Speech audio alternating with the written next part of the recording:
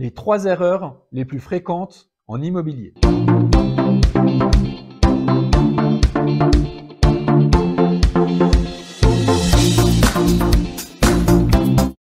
Bonjour les investisseurs sereins, j'espère que vous allez bien.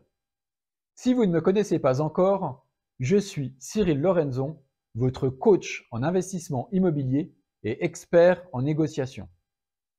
Je suis là pour vous aider à développer votre intelligence financière, non seulement pour devenir plus riche sur le papier, mais surtout pour devenir plus libre et plus heureux. Alors, si ce n'est pas déjà fait, je vous invite à vous abonner à notre chaîne YouTube en cliquant sur le bouton rouge en dessous de cette vidéo, car toutes les semaines, nous publions des vidéos de contenu sur l'investissement immobilier pour vous permettre de devenir un investisseur serein. Les 3 erreurs les plus fréquentes en immobilier.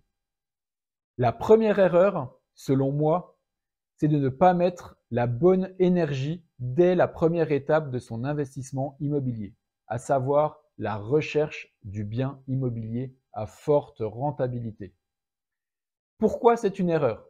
Parce que des personnes, notamment les personnes les plus aisées, se disent « j'ai pas le temps, c'est trop compliqué, il faut aller sur les sites du type Le Bon Coin, se loger, PAP, éplucher les annonces, passer des coups de fil aux agences, prendre des rendez-vous, voilà, ça prend du temps, c'est rébarbatif, c'est chronophage, donc on préfère avoir quelque chose de clé en main. » Donc ces personnes vont se retourner vers leur conseiller bancaire ou leur conseiller en gestion de patrimoine ou un cabinet spécialisé en défiscalisation. Et du coup, ils vont vous proposer un investissement du type Pinel, Bouvard. Mais sachez que dès que vous signez ce papier, ce n'est pas une opération rentable. Pourquoi? Parce qu'en fait, vous imaginez bien que le nombre d'acteurs qu'il y a sur la chaîne, du coup, chaque acteur va se servir avec sa marge. Et vous arrivez en bout de chaîne, et donc forcément, la rentabilité, elle est déjà bien réduite. La deuxième possibilité, c'est de se dire, ok, je vais appeler 3 agents immobiliers sur le marché sur lequel je veux investir et je vais lui expliquer que j'ai 300 000 €, je veux acheter un immeuble de rapport dans tel secteur et voilà, et qui m'appelle dès qu'il y a quelque chose qui rentre dans son portefeuille. Vous imaginez bien que l'agent immobilier que vous ne connaissez pas, qui ne vous connaît pas, si jamais lui rentre un bien ou un immeuble de rapport à forte rentabilité, il faut imaginer que lui, potentiellement, il est déjà investisseur.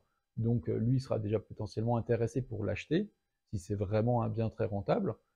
Ou s'il ne l'achète pas, il va en faire profiter son entourage proche.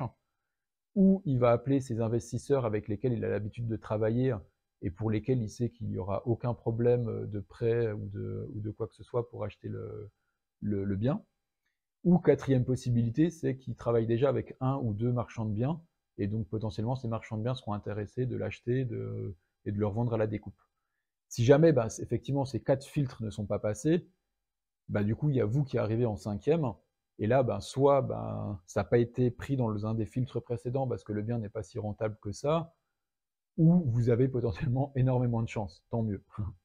Donc voilà, donc s'il vous plaît, il y a énormément de choses que vous pouvez déléguer dans l'immobilier, la gestion locative, les travaux, voilà, il y a beaucoup de choses, mais s'il vous plaît, la recherche du bien immobilier, c'est la clé et c'est ce qui va découler tout le reste pour votre investissement immobilier. Donc prenez le temps et soyez méthodique, parce qu'effectivement, il faut être méthodique pour trouver un bien rentable et savoir faire preuve de négociation. Nous pourrons avoir un focus dédié dans une prochaine vidéo sur comment dénicher un bien rentable.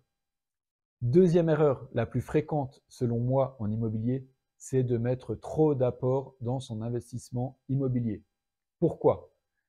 Parce qu'il faut s'endetter. Il faut s'endetter pour s'enrichir à long terme. Donc utilisez au maximum l'argent de la banque pour vos investissements immobiliers et gardez votre cash. En plus, votre cash, c'est potentiellement du cash que vous avez généré avec le fruit de votre travail sur lequel vous avez déjà payé de l'impôt sur le revenu. Donc gardez-le bien au chaud, ça sera un matelas de sécurité pour dormir sur vos 2 oreilles et assurer 12 mois potentiellement de mensualité d'avance pour pallier à tout problème ou imprévu dans votre investissement immobilier. Et si jamais vous avez vraiment beaucoup de cash, je vous invite plutôt à investir ce cash dans la bourse dans les crypto-monnaies, voilà, dans des supports sur lesquels vous ne pouvez pas utiliser l'argent de la banque pour investir. Mais pour un investissement immobilier, utilisez à 100% l'argent de la banque.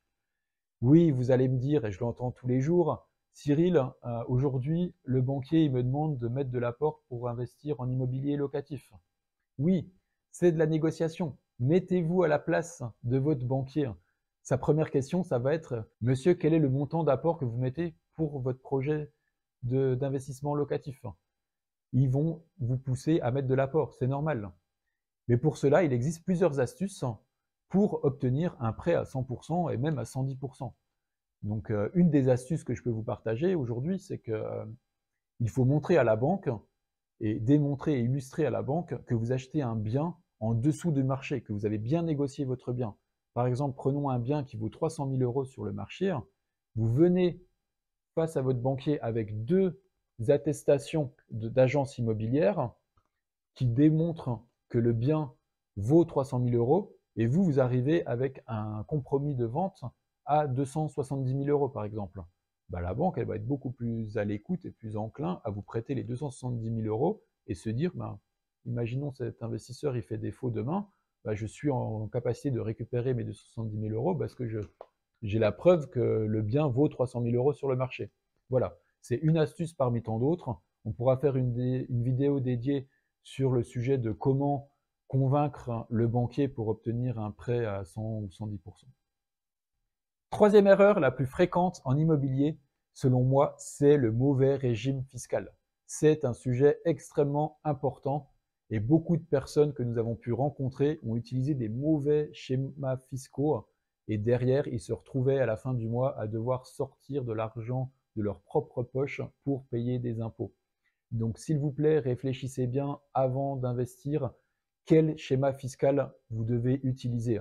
Et ce schéma fiscal n'est pas le même pour votre voisin, le même schéma fiscal pour moi que pour vous. Donc, réfléchissez bien. Et pour cela, je sais que c'est un frein, et ça a été un frein pour nous avant de se lancer en investissement immobilier, car c'est un sujet qui nous faisait peur. Les impôts, c'est un sujet qui nous font peur. Donc, prenez le temps de bien y réfléchir. Et avec Dorine, pour cela, pour vous aider, nous avons développé un guide gratuit que vous pouvez télécharger en cliquant sur ce lien. C'est complètement gratuit et ça va vous permettre de déterminer le bon régime fiscal à utiliser selon votre profil. Car oui, votre profil est important à déterminer avant de faire votre investissement immobilier. Car si vous souhaitez travailler jusqu'à la fin de votre carrière et investir en immobilier aujourd'hui uniquement pour asseoir sa retraite dans 30 ans, bah, ça ne va pas être le même régime fiscal que la personne qui va vouloir vivre de son immobilier dans 2 ou 3 ans. Donc réfléchissez bien à cela. Voilà, nous avons donc vu les 3 erreurs les plus fréquentes en immobilier selon moi. Je vous remercie d'avoir regardé cette vidéo. N'oubliez pas de vous abonner si ce n'est pas déjà fait et de liker cette vidéo. Voilà, je vous dis à la semaine prochaine et à bientôt les investisseurs sereins. Ciao, ciao!